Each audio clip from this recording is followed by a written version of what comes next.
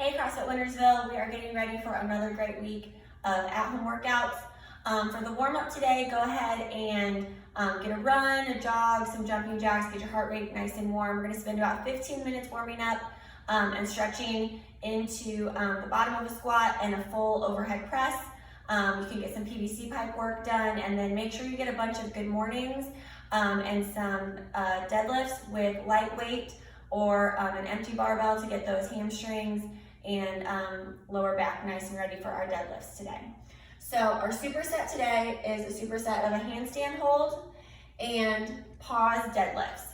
If you have enough weight available to you to work up to your heavy deadlift, then we're gonna do, you can check out Wattify. In the comment section, there's an increasing weight and decreasing rep scheme for you if you have enough weight to work up to that. Most of us aren't going to have enough weight in our gyms to work up to a heavy deadlift. So we are going to work on building muscle with these pause deadlifts. So what this does is increases our time under tension and breaks down those muscles the same way that a heavy deadlift would at a moderate weight. So a lot like our tempo squats, this is kind of the same idea. So we're going to start with the deadlift. Loaded in our hamstrings, our hips are high, our shoulders are higher, a straight line from our back to our tailbone. We're hinged here at the hips, and we're going to load in our hamstrings. We don't want to be settled into the front in our quads. We're going to keep those knees back and out of the way. Lifting here by pushing our feet into the floor. We're going to pause 2 inches off the ground for a 3 count, and then stand. And then keeping that bar close as we lower back down. You can make this a nice slow negative to build some muscle as well. Pause, 3 seconds, 2 inches off the ground, and stand.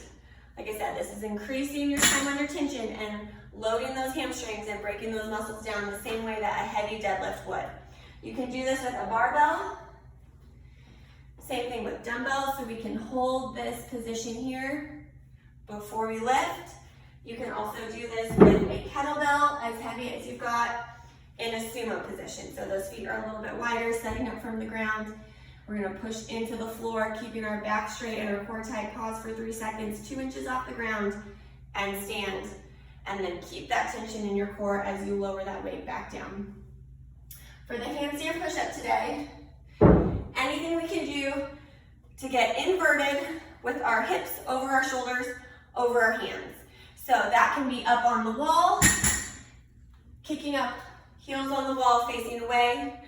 You can do a wall walk, starting facing on the ground, walking those toes up the wall, and you'll be looking here at the wall as well. We can do toes on a box or a chair. We just want to make sure that we have our hips over our shoulders, over our hands, and we're looking at our toes there. We can also do this in a pike position with our weight way up on our toes, getting it as inverted as we can.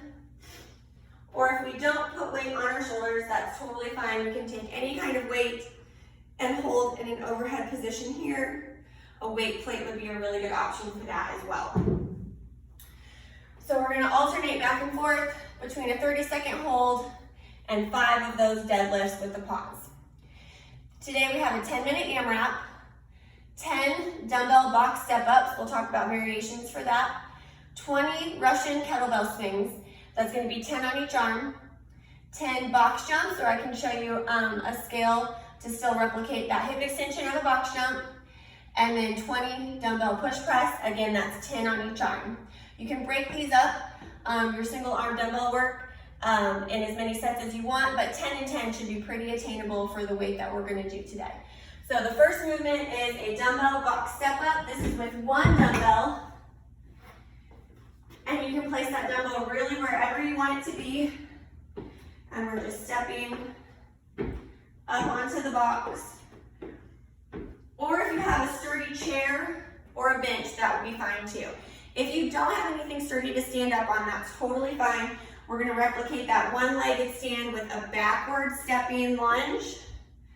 So you can hold that weight really wherever is comfortable for you. And we'll step backwards, knee to the ground, and we still get that step up here that we would on the box. Next, we have a Russian kettlebell swing. If you don't have a kettlebell, you can just use a single dumbbell. But we're going to be taking that kettlebell just to eye level, With one arm, resist the temptation to twist in your torso. We want to keep that nice and straight and use those hips to swing that kettlebell to our eye level. Next, we have a box jump, 20 inches for girls, 24 inches for guys. Feet land on the box and extend on the top.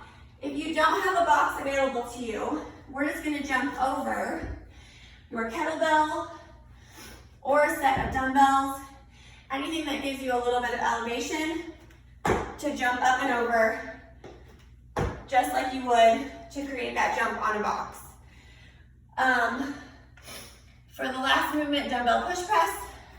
Again, if you would need to use a kettlebell, you can, but back to just a single arm dumbbell, dip and drive, keeping that bicep close to your arm, close to your ear, for 10 on each side. This is a 10-minute AMRAP. A good goal today, I think, would be about 3 rounds of this work. And then your score that you put in Modify is your rounds plus reps completed in 10 minutes.